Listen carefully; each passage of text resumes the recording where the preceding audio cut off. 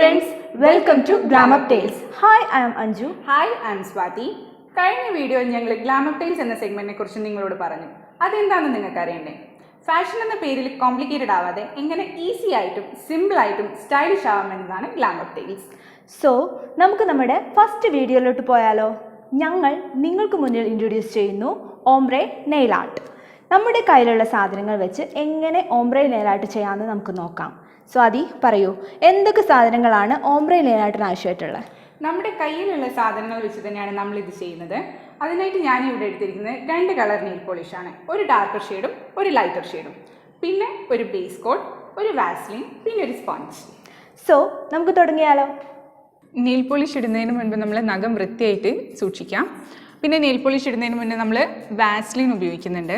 അതെന്തിനാണെന്ന് വെച്ചാൽ നമ്മൾ nail polish ഇടുന്ന സമയത്ത് നമ്മുടെ സ്കിന്നിൽ നെയിൽ പോളിഷ് ആവാതിരിക്കാൻ വേണ്ടിയിട്ടാണ്.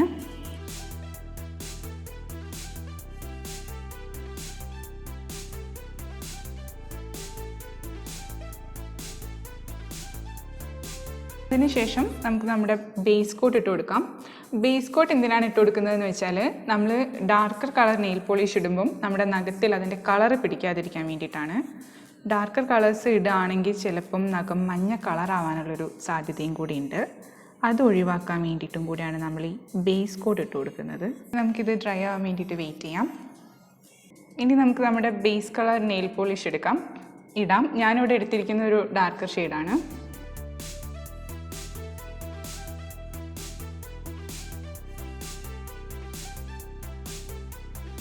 ഇത് ഇങ്ങനെ ഇടുമ്പോൾ നമ്മുടെ സ്കിന്നിലാവുന്നതുണ്ടോ, അത് ഒഴിവാക്കാൻ വേണ്ടിയിട്ടാണ് നമ്മൾ ആദ്യം വാസ്ലിൻ ഇട്ട് കൊടുത്തത്. ഇനി നമ്മളിത് ഇട്ടതിന് ശേഷം അത് മയച്ചു കൊടുക്കുമ്പം വാസ്ലിൻ ഇട്ടുകൊണ്ട് നമ്മുടെ സ്കിന്നിൽ അത് പിടിക്കില്ല. ഇനി നമുക്കിത് ഡ്രൈ ആവാൻ വേണ്ടി വെയിറ്റ് ചെയ്യാം. നമ്മുടെ നെയിൽ പോളിഷ് ഉണങ്ങി കഴിഞ്ഞിട്ടുണ്ട്. ഇനി നമുക്ക് നമ്മുടെ ഓംബ്രെ നെയിൽ ആർട്ടിലേക്ക് പോവാം. ഇതിന് സ്പോഞ്ച് ബോബിംഗ് എന്നും പറയും. അതിനായിട്ട് നമുക്ക് വേണ്ടത് ഒരു ലൈറ്റർ കളർ ഷെയ്ഡാണ്. ഞാൻ എടുത്തിരിക്കുന്നത് ഈ കളറാണ്. ചെയ്യേണ്ടത് എന്താണെന്ന് വെച്ചാൽ ഇതുപോലൊരു ചെറിയൊരു കഷ്ണം സ്പോഞ്ച് എടുക്കാം. സ്പോഞ്ച് എടുത്തിട്ട് നമ്മൾ എടുത്ത നെയിൽ പോളിഷ് ഇതിൻ്റെ മുകളിൽ ചെറുതായിട്ട് അപ്ലൈ ചെയ്ത് കൊടുക്കണം. ഷേക്ക് ചെയ്തിട്ട് വേണം എടുക്കാൻ, കാരണം ചില നെയിൽ പോളിഷ് ചിലപ്പം കളർ വ്യത്യാസം വരും. ഇനി നമുക്ക് നമ്മുടെ നെയിലിലേക്ക് ആക്കി കൊടുക്കാം. ഇതുപോലെ ചെറുതായിട്ട് അപ്ലൈ ചെയ്ത് കൊടുക്കാം. ഇനി ആദ്യം അങ്ങനെ ചെയ്യുമ്പോൾ സെറ്റായിട്ടില്ലെങ്കിൽ നമുക്കിത് ഇങ്ങനെ ടാബ് ചെയ്ത് കൊടുക്കാം.